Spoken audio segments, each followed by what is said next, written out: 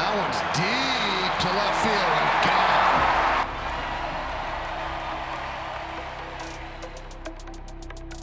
gone. Carpenter has made the Yankees roster. You said that he should be on the bench, and I agree. And we were talking about DJ LeMahieu. So let me get your thoughts on DJ LeMahieu being on the roster and whether or not you would put him in the lineup.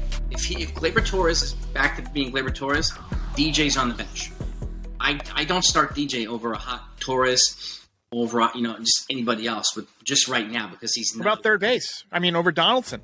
Yeah, I mean, if he's not 100%, I'm taking Donaldson's defense at the very least, and his potential to have a pop here and there. So I need DJ to be healthy because we need that kind of spraying the ball across the field thing. But if he does replace somebody, maybe it'll be Donaldson. But that said, I worry. So with Carpenter, it gives us another dimension offensively. I like the left-handed side too, so he gives us that same pop that we don't have, and I think a jolt of energy to the team. And like I said, we've said this before. We worry about his timing. Does he have enough time to catch up to the live pitching? Is the question. I worry about it. Yeah, I worry about it. And then that's going to be coming at the $1 million question. And if he doesn't, at least it gives DJ a little bit more time to maybe get better or whatnot. So I like having the other option. I just don't want to sit a productive player. Yeah, and that's the key. And it's a good problem to have if it's the Yankees. They have multiple guys for only a certain amount of spots, but we have to make sure that they're making the right decision. That's the key. So we got to talk about Peraza, too. Peraza is a guy who's kind of on the bubble for the roster. You and I, according to our last two conversations we had, are both in agreement that we would have him on our roster. I think he gives you a number of things that are important in a playoff series. One, he gives you speed. He gives you good base running ability, even though he's had a couple of little hiccups on the bases. I don't think one of them wasn't really his fault. And then the other thing is that he gives you late inning defense. If you have to pinch hit for IKF, you can put in another defender. That allows you to pinch hit Matt Carpenter for IKF, which is what I think he will be used for. If you got a tough right-hander who's throwing sliders, you pinch hit for IKF with Matt Carpenter, let him take one swing at the porch, and then you put Peraza back in there. So I think Peraza and Carpenter essentially fill two of the roster spots. We talked about how you got to have the backup catcher. So Higashioka, who's your last one? Is it LeCastro? Is it LeMahieu? Is it who are you using? I think Cabrera's the starting left fielder. Yeah, I mean, at this point, I have to put DJ. But at this point, if we get to the next round against the Astros, we're going to be facing hard pitchers. I want more speed on the base pass, so I'm putting LeCastro. I want more base stealing ability when we're going against these fastball pitchers. So. Yeah. And so if DJ doesn't show us enough, then I sit him and I put LeCastro in there with Peraza. I want as many aggressive base runners on the base paths as possible with these guys. So especially against the Astros. I mean, you got Verlander. These guys just throw flames. Right? Yeah, well, we got to get there first. I mean, we got to get through. Thanks, too. Right now, I mean, Cleveland obviously has the advantage. They got a couple of guys that really scare the hell out of me in a playoff series. We talked about Tristan McKenzie yesterday. Those young pitchers that come from out of nowhere, a lot of times the league hasn't scouted them. You and I both saw Irvin Santana shut down the Yankees in 2002. Yep. We saw Josh Beckett shut down the Yankees in 2003. I mean, he was obviously number one pick, but the Yankees had never seen him. He was a young guy with tons of energy. We've seen K-Rod out of the bullpen. Francisco Rodriguez shut down the Yankees in a series. How about the dynamic duo from Cleveland, Jarrett Wright and Bartolo Colon in 97? Oh, 97. Was that 97? Yeah, that was brutal. Absolutely. Oh, man. And then we went out and signed Jarrett Wright. That was a catch from the movie before I've ever seen one. But the other guy who scares me is Emmanuel Clase. I mean, I know the Yankees got to him once this year, but you can't count on doing that very often. And that hard cutter at 100 miles an hour in the postseason, some of that chilly October air, I think it's going to be on the Yankees to have a lead going into the ninth and not rely on the walk-off so much, which has been a big factor for them this year. Give me your thoughts on the Guardians, and then we'll talk about the Rays. They're going to have to they're going to have to get a lead early. I mean, Bieber threw 7 innings today. At least he was filthy. It hasn't happened in a while for a Cleveland pitcher, so that's another thing. He gave them length, so he's saving the bullpen and making them a little bit more rested later on when they need him. And so I think they need to jump on him or McKenzie as often as they can. If that's who they're facing, I think they need to jump on McClanahan or the Rays pitchers as quickly as they can as well. The Yankees would need to get a lead, I think more so against Cleveland, but They need to jump on these pitchers. They need to be the Yankees team before. They need to be at 100 pitches in the 5th inning. These starters. Yeah. I think the Yankees can pitch to the Guardians, though. I think that the staff can handle them. I like Cortez against that team. I think even Garrett Cole, we saw him in the playoffs a couple of years ago dominate some of those hitters who were arguably even having better seasons than they had this year. They were fresher, but he was fresher as well. Yeah, true. But, if the Yankees play the Guardians, I think they match up well, especially given that the Guardians had to extend Bieber today. They're probably going to have to use McKenzie before they come to town. But let's talk about the Rays. The Rays, they could come back in this series. It's not that uncommon to win 2 in a row after a team beats you in the first game of a 3-game set. One game, they're by no means out of it. They're a team that can pitch. They can play good defense. Typically in the postseason, they've got some clutch hitters. Randy Arozarena has been clutch for them in the past. Yeah. They tend to play the Yankees very tough. They shift the Yankees very well. This is the final postseason of the shift, by the way. Let's get a round of applause for that. I'm tired. I'm so tired of seeing the martini glass shift take away hits in the playoffs, take away big hits. I hate it. It's the worst. How would you feel about the Rays if we matched up? I feel a little bit better, but I worry about the Rays' pesky lineup more than I do the Indians' lineup. I worry about the Indians' pitching more than I do the Rays' pitching. So I think the Yankees have to prepare accordingly. The Rays give Yankees fits. Always. When they're good, when they're bad, right? They always play the Yankees hard. So jumping on their starters early and using that middle relief to kind of neutralize those middle innings, I think, and getting them into Johnny Lasagna and Efrost's hands. I think those are going to be the 2 most valuable guys late innings for this Yankee team. Yeah. Now in the playoffs. We got to talk about the bullpen. I mean, look, without Holmes, essentially, I guess he might be back, and it sounds like Chapman's off the roster, and we got a bunch of injuries. Marinaccio's out for the first round. You mentioned Loaizaga and Efros are going to have to step up. Licky could be a guy that sees valuable innings that he really needs to step up, and he hasn't pitched much in September. I think they were resting him for that eventuality. What do you think? Yeah, and I think it also boils down to whether Wandy Peralta is going to come back being Wandy Peralta. Him and Licky are the 2 most reliable lefties in this bullpen. Okay, right. Not flashy, not sexy, but both of them have like 2.6 ERA. They've been reliable all season. Licky in lower leverage situations. Wandy to me is like the garbage man. He comes in, he cleans up a lot of messes, right? When the bullpen just gets in trouble and they load up the bases and whatever, he comes up and cleans up disasters. And now that he's been down, Trevino's been doing that. So I'm happy about that too. But I think Wandy, having 2 reliable guys from the left-handed side to kind of balance out the bullpen would make life easier, I think, for guys like Efros and Lasagna. And I think having Herman, who's probably going to be him and Schmidt, maybe the long relief guys, my guess. Yeah. You going with Tyone, number 4 in the rotation? If they do a 4-man, I'm going with Tyone, yeah. And speaking of rotation, like the way I see it is, like you said, too, a team can rip off 2 wins, right? Even in enemy territory. And that's why I would have whether it's Severino or Cole, I would have in game 1, then Nestor 2. Nestor does a great job of following a win or a loss with a win. And he throws off timing. So he's a guy that can disrupt good rhythm if you fall behind. Yes. And he can further exacerbate difficulty if you lose game 1. There's a lot of pressure to win game 2, and having somebody out there who's funky and can throw off timing, he's El Duque essentially, and El Duque was perfect at that. I don't think the Yankees are going to have to use a 4-man rotation in the first round just because of the 2 off days. But in round 2, you would go with Tyone over Herman. At this point, Tyone's shown the ability to give length and be reliable, and he's gotten better the second half of the offseason. Yeah, second half of the season, so he's earned that spot. And Herman, I think, is be a good long relief guy, especially if one of these guys throws up a clunker. Yeah.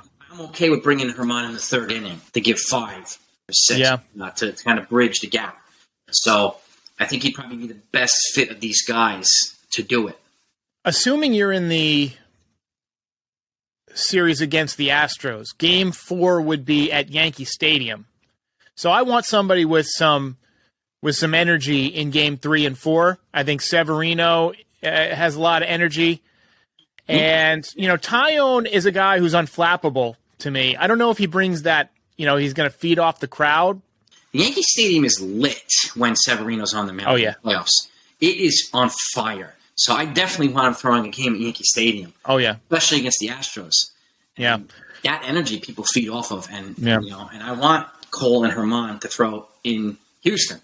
So, and if we're coming back here for 3, it kind of lines up nicely if you have Severino and Tyon Cole, or whatever it is. You have the power guys there in the middle. So in the first series, the ALDS, Game 3 and Game 4 are going to be on the road. So Severino will be on the road if he's going in Game 3, which sounds like he will. And then it sounds like you're getting Garrett Cole on full rest in a Game 4, and then Nasty Nestor back at home in a Game 5. That would be a lot of fun, wouldn't it? Oh, yes, it would. Oh, yes. that might be watch party worthy. Oh, yes. All right, couple of things that we got to talk about. It seems like every playoff series, it's the guy that you least expect who steps up. Let's assume the Yankees go on a nice little run in the postseason. Who's like your 1 or 2 guys that you think could come up in big moments that maybe we're not expecting? Harrison Bader. Okay, yeah. He's got that flair and just that blue It factor. Flap. Yeah, he's got the it factor, exactly. And I could see him hitting a double in the gap like Sanchez did a couple years ago off the Astros in the playoffs, hitting a double and clearing the bases, right? I could also see offensively Oswaldo Cabrera doing something. Also got the it factor. Yeah, so I think those 2 guys are my guys to look out for. Some of the other guys like Judge, we already expect him to. Yeah. But those are my 2 guys that I think could come up big. I'll tell you who I've got. One, Jose Trevino. Yeah. He's come up in big moments all year long, and he's come through a lot of times. And he hit a home run in the final game, I believe. He's got to be feeling good, feeling like his swing is rounding into form. And obviously, he can do some damage behind the plate, controlling the running game. And IKF is somebody that I think could be a big factor either way. In one, how he picks up the ball, but also he's a guy who hits well with runners in scoring position. And in scoring position has been the Yankees' Waterloo for the last 2 decades. So having somebody who's up there to make contact, I think, is going to be crucial. And I think this postseason is when fans are going to finally start to see some of what the Yankees saw in IKF when they brought him on. And the only guy that was better than him on this team was Aaron Judge with runners in scoring position. And that does matter. And I say this to other people, every time I turn on the TV, he's on base. It's like he's on how many? It's on base a lot. Yes, whether it's a walk or a hit or whatnot, he's on base all the time. So seems like that. I'm not sure what his on base percentage is. I'm not looking at it. Me watching it should be 900, but it's not. But he's always one of these guys that scores. If he's on second, he's scoring on a single. If he's on first, he's scoring on a double. I can't say the same about Stanton, LeMahieu. So he's a guy I want on base. Well, he's got a .327 on base percentage. The other thing that we got to talk about is Giancarlo Stanton. He's been nuclear for the Yankees over the last couple of years in the playoffs. Looked like he was rounding into form there at the end. Couple of home runs in Texas. Had that walk-off grand slam about 10 days before the season ended or so. I think that the 5-day layoff may hurt him because he's a timing guy and he was just getting it back. I don't know what kind of routine they're going to go with, but I hope that they're hitting some live pitching. I hope that they're maybe at least hitting off of some of the relievers or whatever just to keep them in rhythm. But we're going to need Giancarlo Stanton in this series. He can't be the guy who hit 211. He's got to be the guy who has done damage in the playoffs before. Give me your thoughts on Giancarlo. Yeah, it's something I said to him recently is, I see him, when he's hitting the ball, he's murdering the ball right now, okay? And it's like a Roy Hobbs thing. It's just, you're going to pick the skin of the ball. The rest of the ball is going to be somewhere else, right? But, and I like the improvement where early in the season, he'd be swinging at stuff that's 8 feet out of the plate. He would look terrible. Now he's not really doing that. He's swinging at stuff that's over the plate. It was a timing issue for a little bit now, but I think he's catching up. But you're right, too. When he's hot, he makes a lot of players around him better. Okay. Yeah. When he's hot, Judge is better, and we need both of these guys to be hot.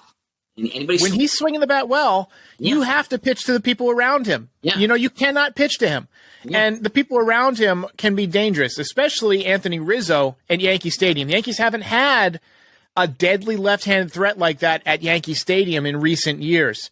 I think Rizzo's another guy who could come up big in the playoffs. He's not trying to get that 33rd home run anymore. He seems to get to 32 and just kind of sit there a few times in his career. But having that monkey off of his back, I think he could come up big in the playoffs. I do too, and get some clutch. And he has a penchant for some clutch hits here and there, with a gap or a home run, whatever it is. And his steady defense at first base, and his ability to kind of make his teammates around him better. So he's got this, his intangibles, as well as his penchant for hitting well, I think really rub off on the other players. And he'll be an important guy. And he's another guy, like you said, if he's on, if Stanton's on, if Judge is on, pitchers are not going to want to face these guys. So, what are you going to do after that? Then you have, if Bader catches fire, or if DJ's got, if anybody catches fire around these guys, then it's going to be like some kind of murderer's row. So, ideally, that's what we're hoping for. But I mean, in a perfect world, if Stanton, Judge, and Rizzo are hitting, we're going to be in good shape. All right. Well, we don't know who we're playing. We don't know, how it's going to play out. But where's your prediction? Where does the road end this year? Is it an early exit, or do we get to the World Series? Oh boy, I actually put you on the spot, Jason. Yeah, seriously. I'll put it this way: I think we have a good shot at making the World Series. I think it's payback time for the Astros, and I want to give a big. I like that. I like the sound of that. I want to give a big that for them. Okay. Sorry. By the way, thank you for being the comic relief in Chasing History. That was you made that so much funnier. Just like your anxiety and your cursing getting progressively worse as it went along. I got more angry every time these guys wouldn't pitch to Judge. Yeah. And it's like, you MFers, man. What's going on here? But I'm glad he broke it. I'll tell you that much. Yeah, that was. I mean, it's a season I'll never forget, man. I know that the reason I made that is because I still go back and watch 2017 highlights of his 52, and I go back and watch highlights of great seasons, and I wish that some of these guys in the 90s had the attention, like the footage available that we could really go back and watch them play. Bernie Williams was so much fun to watch. Derek Jeter during his prime was so much fun to watch. And we don't really get to go back and really sink into it. So I wanted to bring people back not only to the highlights and every single home run, but I just wanted people to relive the anxiety of this, and you were a part of that, just like, watching you react to things, watching other guys, other creators react to home runs. And that was just a ton of fun. It was an awesome video, man. It was an awesome video, man. So very well done, man. I'm happy to be a part of it, man. Oh, man. Judge, I'll put it this way. So I think they're going to make the World Series. I think it's going to be against either the Braves or the Dodgers.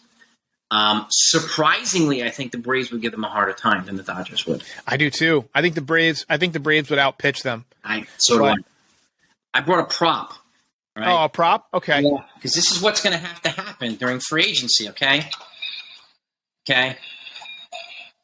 Yeah, backing the truck up. They're going to have to back the truck up for Judge, okay? They have no choice. Yeah. It has to be in those first 5 days, man.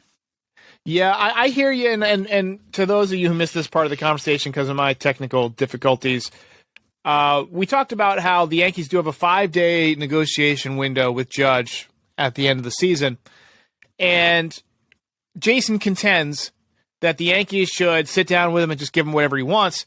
But the problem is, when you get that close to free agency, you're not just going to give up on hearing what other teams have to say. And that's where my pessimism comes in, despite his amazing season, that, the Yankees won't compete with Cohen, who offers him 10 years, $450 million. They won't compete with that. They said it has to be in the realm of sanity.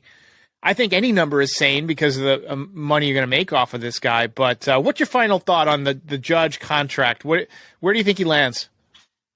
I think he lands between 9 and 10 years, 360 to 400. I think he's going to make 40 per year. But I agree. You make a good point yesterday, too, when they say, Judge said, give me your best offer. Okay, the Yankees throw out whatever offer, right? And then Judge says, I need the week next week. I need to see what kind of other offers I get, which gives the opportunity for the Yankees to come back and boost it if they decide to do that. Look, he's got it all on the table. He could have his number retired as a Yankee. He could end up in Monument Park. If they win the World Series this year, he'll be a legend. True. And even if they don't win the World Series, he's got plenty of opportunity to win here every single year. Ask Robinson Cano how many times Seattle went to the playoffs, right? During that contract. ask other teams how hard it is to win. And the Yankees are in it every year. And that's something that, despite all our complaining about Cashman and Howell, they keep us in the conversation most years.